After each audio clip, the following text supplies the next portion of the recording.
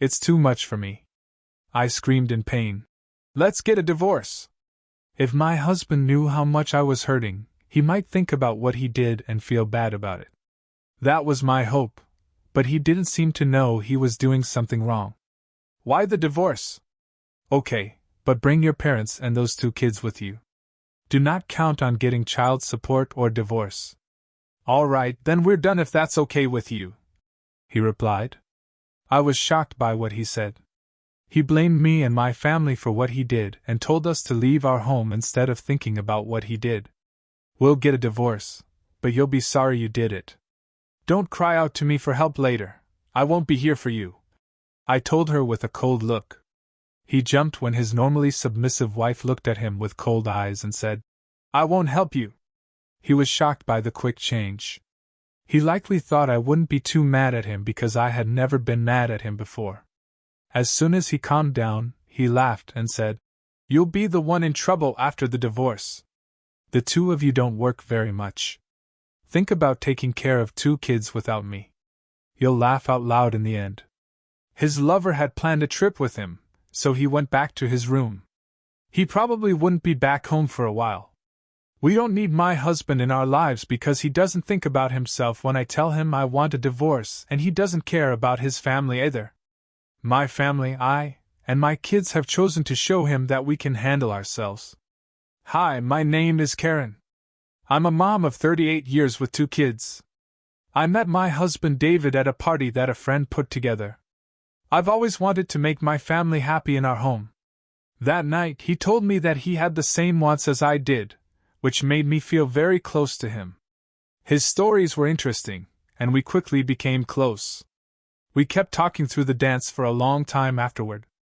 After 2 years together, we started talking about where we would like to live in the future. David grew up in a home with only one parent. He hasn't seen his mother since middle school. He said that he missed the closeness of a family and looked forward to having one again. Even though his parents got married again, he longed for a normal family life. I don't remember much about the food my mom made. That's why I wanted to marry someone good at it, he told her. I worked as a chef and was good at what I did, which probably won David's heart. I soon learned, though, that he had a major flaw that I hadn't seen until after giving birth to our first child, Yuzu. Maybe I wouldn't have married him if I had known what kind of person he really was before. He often got off track. The first sign of trouble was when I turned down his approaches while I was pregnant. He said in a mean voice the next day, "Being a parent makes it hard to see your partner as a lover." What do you mean by that? I looked right through David as I asked him this question. It was just a shrug on his shoulders. David was just as excited about the pregnancy as I was. We were both excited about starting this journey together because we both wanted to have children. When the truth about the pregnancy hit, though, David started to act like a child, upset that I wasn't giving him the care he was used to. He looked down on wives who couldn't meet his needs. It was like she wasn't a woman anymore. Over time, he began to stay out late and rarely come home. Luckily, my morning sickness wasn't too bad, but being alone while I was pregnant because my husband wasn't home very often was hard to deal with. It's tough when you have no one to rely on during such a vulnerable time, he said. I tried to tell David how I felt, but his response was not at all helpful. I begged her, "Please stay at home. You don't need to clean up. I only need you here in case I suddenly give birth. Please be there for me." What? Why should I stay home all the time? Why should I stay if you can't even make me happy as a wife? He replied, ignoring my request totally. He also said that if something happens, all you have to do is call your parents, who live close. Do not depend on me. My phone is going to be turned off. It was clear that David didn't care. He wouldn't be there for me even if I needed him. He didn't seem to care that he would miss the birth of our child if he wasn't there. In line with his word, I called him when my labor pains began, but he didn't answer the phone. He should have been home by now since it was long after his work hours. He was probably out, maybe at a pub, and didn't care about what was going on with me. I asked my parents for help, and they came with me to the hospital. David never showed up to the hospital after our baby was born, even though my parents tried to call him. There was no answer. David wasn't finally reached until the next day. He wasn't even home yet. I called his workplace around the start of business hours out of worry, and found that he had already arrived. I told David's boss, Mark, on the phone that our baby was born last night, and I couldn't reach him. Mark reportedly told David off. Mark was shocked because he was known as a loyal husband. David always said to go home early because his wife was pregnant, according to him. But David wasn't there for the birth and couldn't be reached, which made Mark very angry. David never said sorry to me, though. Instead, he blamed me, telling me, "His boss thinks very badly of you because you called the office without reason. This is why women who haven't worked hard in society don't get it." What did he mean when he said women who haven't worked enough? Did he think my job wasn't real because I wasn't wearing a suit? As a cook, I worked hard to make sure my customers were happy. Even though I was angry and sad, I decided not to fight with him in front of our baby. I didn't want our child to see anything so ugly. I considered getting a divorce, but I just couldn't do it. For the sake of our baby, I chose not to split up with David because I thought a child needs both parents. Then, a year after Yuzu was born, I found out I was pregnant again. This time it was a boy I called Riku. David, on the other hand, got moody again while I was pregnant because I couldn't give him as much care. Even after our daughter Yuzu was born, David kept complaining that I was too busy with our baby to give him enough care. He was acting like a child and always wanted to be the center of attention, so he couldn't show any care for our kid. He sighed in frustration and said, "Ah, a child again," which made me feel sick. This pregnancy was worse than the last one when it came to morning sickness. I begged David, "Please, the sickness is much worse this time. I couldn't handle life by myself before, especially with a baby to take care of. Could you help me out from home?" But he told me straight out, "No. Why should I deal with the fact that you're pregnant? You did a good job last time, so take care of it yourself this time," he replied. I had no idea what to do. It was hard to deal with morning sickness while taking care of a small child. I made up my mind. "I'll move in with my parents if that makes you feel better. They are going to help me. That's my only choice if you don't care about me or our child." I was interested in how David would feel about this. If it meant I didn't have to live with my parents, would he reluctantly help me? Or would he rather not have to deal with our care, even if it meant I had to move in with them? His answer was the second one. "Fine, do whatever you want, but remember, it was your decision to move in with them, not mine," he said. I sighed when he spoke. After a few days, I talked to my parents about moving in with them, and they agreed right away. When Yuzu was born, they were there for me and helped me a lot. This time, David wasn't there to help, so they were worried about me. My mom told me, "We'll be here to help you," and her voice was full of worry. "You know, Karen, maybe it's time to think about the future." "The future?" I was confused and asked. "About David," she went on. "He won't change, no matter how tall the kids get. And to be honest, there's something disturbing about him.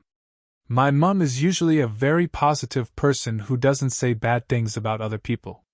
Her dislike of David, on the other hand, had been rising, and her words made me really think about my future with him.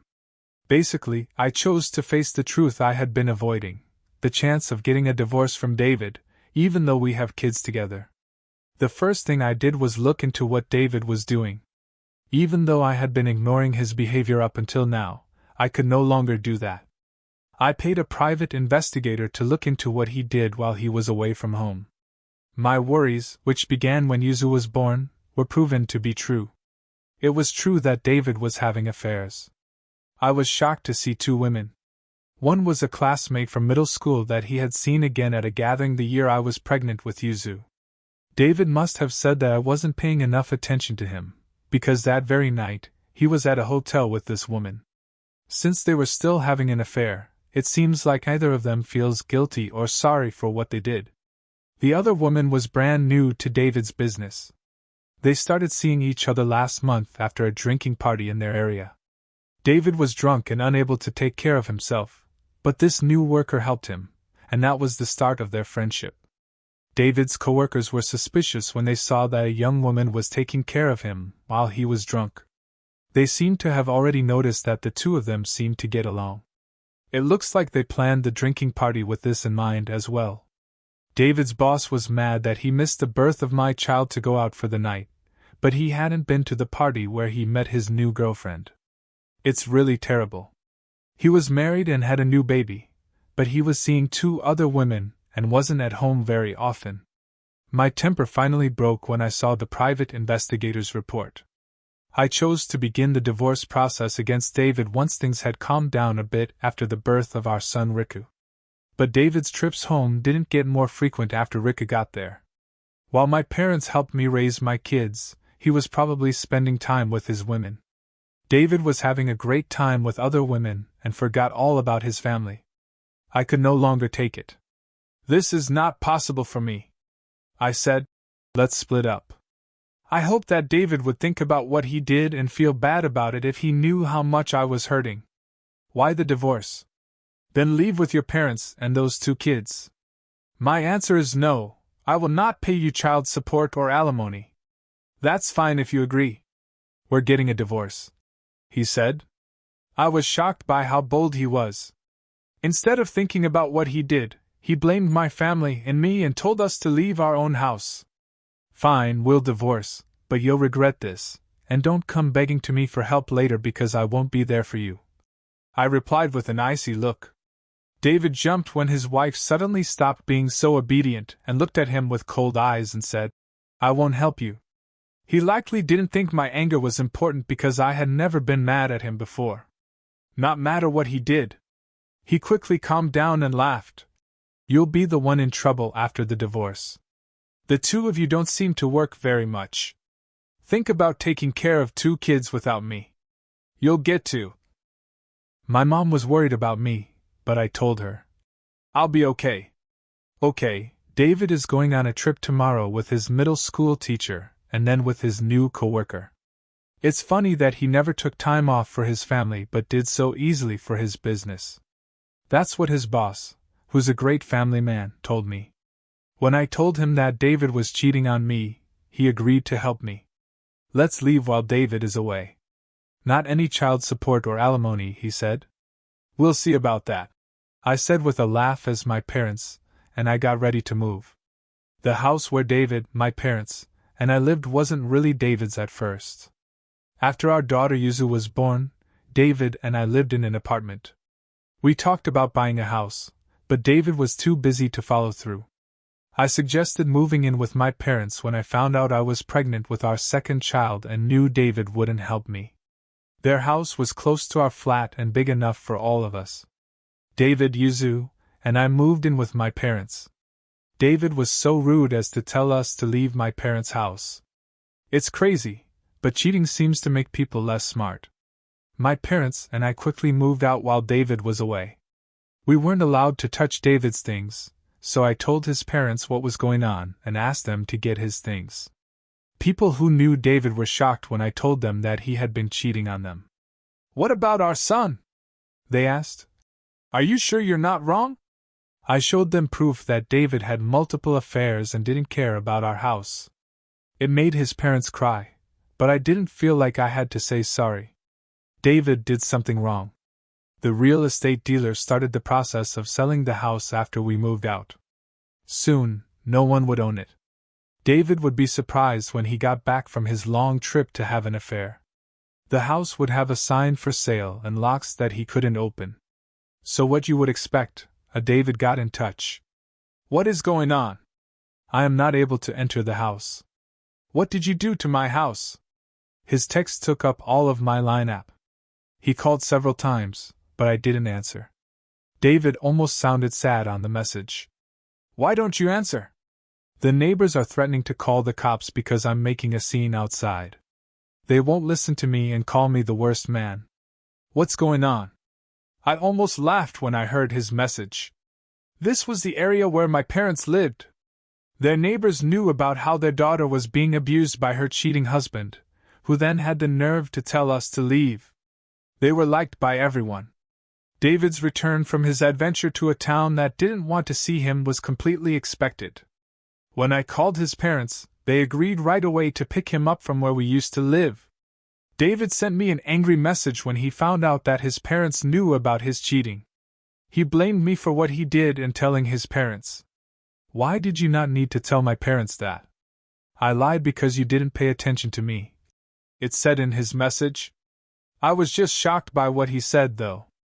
David said these words while being watched by his folks. He may not have realized how serious the situation was. David's mother left him when he was young, allegedly because she was having an affair. He grew up with only his father. Also, his mother left him with his father and said, "Because you didn't pay attention." She blamed David's father for leaving their child behind. His father had raised him by himself, so hearing that, David thought like his mother must have been very upsetting. "You're not my son. I will make sure you pay your child support and alimony, but that's it.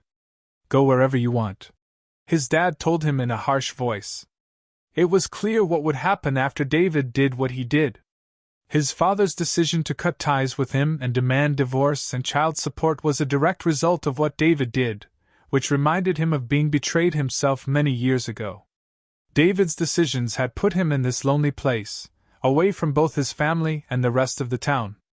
After that, David chose to pay me all of the alimony and child support at once, which he seemed to have been forced to do by his father's harsh ultimatum. If David didn't pay in a year, he would have to work as a tuna fisherman, which was a very bad idea. David was desperate and suggested that we get back together, saying that he wouldn't have to pay me anything if we didn't get a divorce. His lawyer told us that his request for peace was laughably impossible. He said that our kids needed the love of both parents, and made it sound like I and my parents didn't work, which is why they needed him to bring in the money. His ideas were, of course, wrong. My parents had jobs, but they weren't in suits while I was on maternal leave. To make matters worse, David couldn't be our main source because of our money problems. Through my lawyer, I made it clear that David wasn't doing his part to be a good parent, and that his unstable behavior as a cheating husband would hurt our kids. The word was clear: there was no way to make peace. When David realized that he couldn't see me again, he said to himself, "It's over. The boat that fishes for tuna is ready." As for me, I had already moved to a new house with my parents, kids, and I, in a place David didn't know about. This was done to keep us safe from any unplanned visits. The move was possible because my dad saved money, and I'm so thankful for that. I'm going to show my parents how much I appreciate them and take good care of them from now on. They were there for me and my kids during this tough time,